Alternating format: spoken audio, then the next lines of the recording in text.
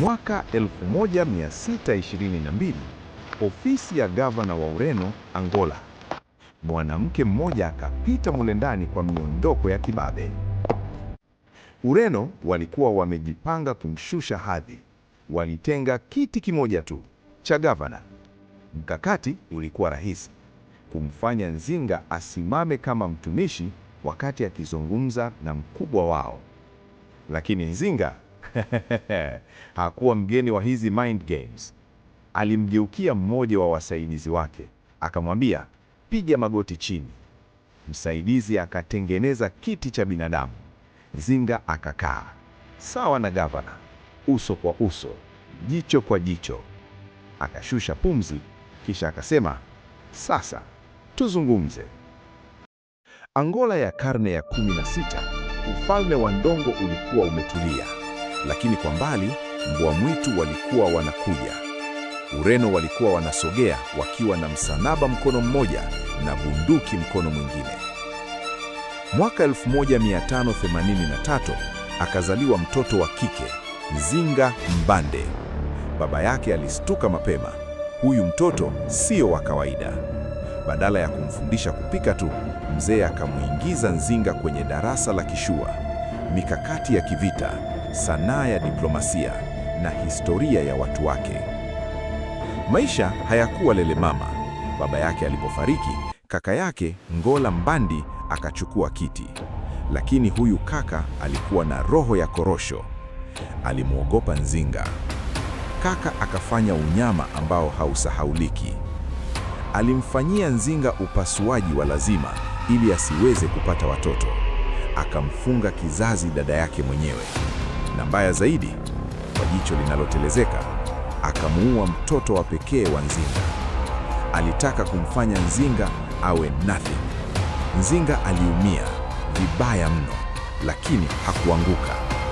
Mwaka 1621 hali ikawa tete. Kaka yake aliyekuwa mwoga akashindwa kwenda kuonana na wazungu. Akamfuta vumbi Nzinga, dada, nenda Luanda katusaidie. Nzinga akaingia Luanda kama boss. Ile sini ya kukaa juu ya mtu ilikuwa ni kuambia Ureno, hamna mtumwa hapa, mimi na nyinyi ni level moja. Mwaka 1624 Nzinga akawa malkia. Ureno walicheka, walidhani mwanamke hawezi kuongoza jeshi. Nzinga akaamua kucheza nao mchezo wa akili. Akabatizwa, akajiita Ana de Souza.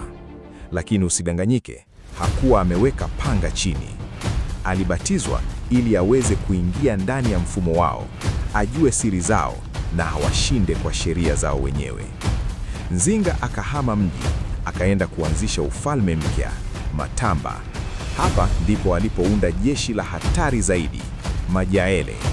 Hawa walikuwa wanawake piganaji. Nzinga mwenyewe alikuwa mstari wa kwanza. Aliwaita watu wote waliokimbia utumwa, njooni huku, hapa nyinyi ni binadamu huru. Akawageuza kuwa mashine za vita. Mwaka 1647 Nzinga ana umri wa miaka 64. Huku kwetu miaka 64 watu wapo kwenye retirement, lakini Nzinga alikuwa ameshika panga. Walishinda vibaya mno, ikawa ni aibu kubwa kwa Ureno. Akiwa na umri wa 75 alirudi kwenye meza ya mazungumzo. Safari hii hakuwa anaomba, alikuwa anatoa amri. Mwaka 1663 Nzinga alifariki akiwa na umri wa miaka 80. Alikufa akiwa malkia, akiwa huru, na muhimu zaidi, akiwa hajawahi kushindwa. Dunia itakwambia mara nyingi, wewe ni mdogo, huna nafasi kwenye hii meza. Nzinga anakwambia, kama hawajakutengea kiti, mgeuze adui yako kuwa kiti, kaa na uwaonyeshe nani ni boss. Hii ni Akili Visuals. Tukutane next week.